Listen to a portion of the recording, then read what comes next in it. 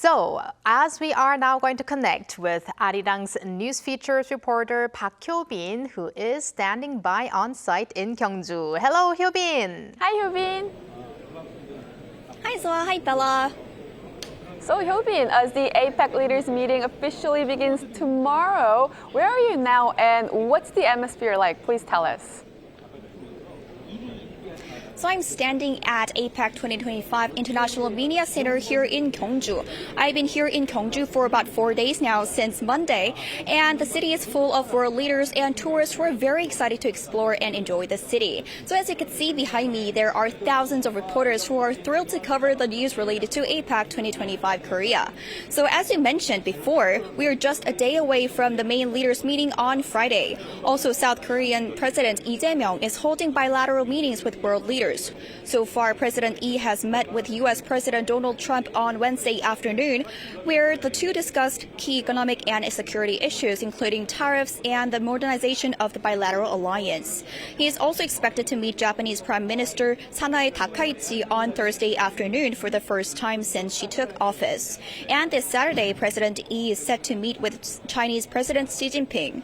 One of the highlights during the APEC period is the meeting between President Trump and Xi due to a trade war between the two countries. The two leaders met on Thursday morning at Gimhae International Airport. And Hyobeen, amid all those high-level diplomatic events, I hear there are also many opportunities to showcase Korean culture as well. That's a great point. So along with the cultural events that I covered this week, there were plenty more cultural events that were taking place here in Gyeongju. So when APEC was first held in South Korea back in 2005, where leaders wore Hanbok, Korean traditional attire in Busan. This year, to relive that moment, a Hanbok fashion show was held over the waters of Gyeongju Bridge on Wednesday evening. Let's take a listen together. Under the glow of nine lights, models in Hanbok, Korea's traditional attire, brought the country's timeless elegance to life. Gyeongju, the ancient city of Silla, once again shines as Korea's capital of culture.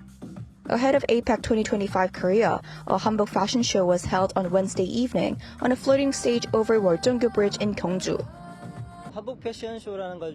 It's my first time seeing a Hanbok fashion show in person. My kids really enjoyed it too. I realized how beautiful Hanbok can be. It was a refreshing and joyful experience. Set against the backdrop of the Silla-era bridge connecting the royal palace and the city gates, the runway was designed in the shape of the Korean letter Hyut. The show featured 5 symbols of Korean heritage: Korean traditional clothes, architecture, food, paper, and the alphabet with advanced technology. This show stands out from traditional ones. Its theme is Inheriting Tradition, Flying with Technology.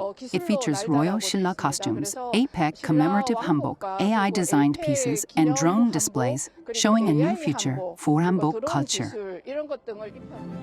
The event was attended by South Korea's First Lady Kim Hae-kyung, the spouse of Canada's Prime Minister, and other distinguished guests from home and abroad, as well as locals.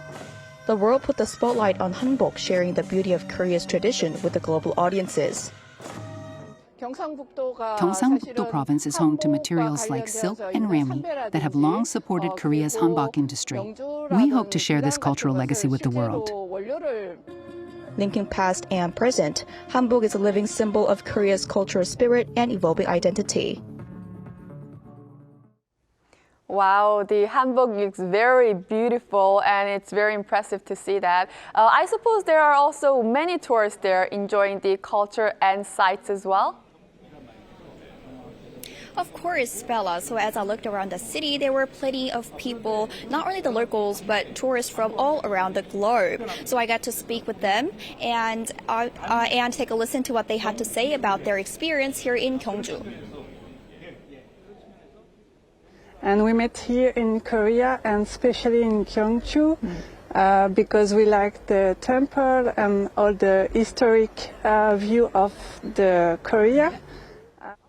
It was wonderful to show my kids the various performances today. And nothing says autumn like Gyeongju, from the pink mully to so many beautiful sights. It's been such a lovely trip. I came to see places like Cheomseongdae, and Gyeongju is such a nice and comfortable city to walk around while wearing hanbok.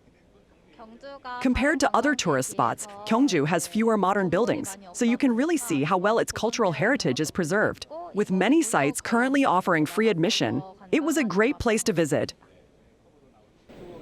The cultural richness of APEC 2025 Korea is showing world leaders what K-culture truly means. That's all I have for now. Back to you, Soa. Well, let's do hope that this will be a fruitful event for the world leaders and also a great cultural experience for the tourists from around the globe. Thank you for the wrap-up, Hyobeen. Thank you, Hyobeen.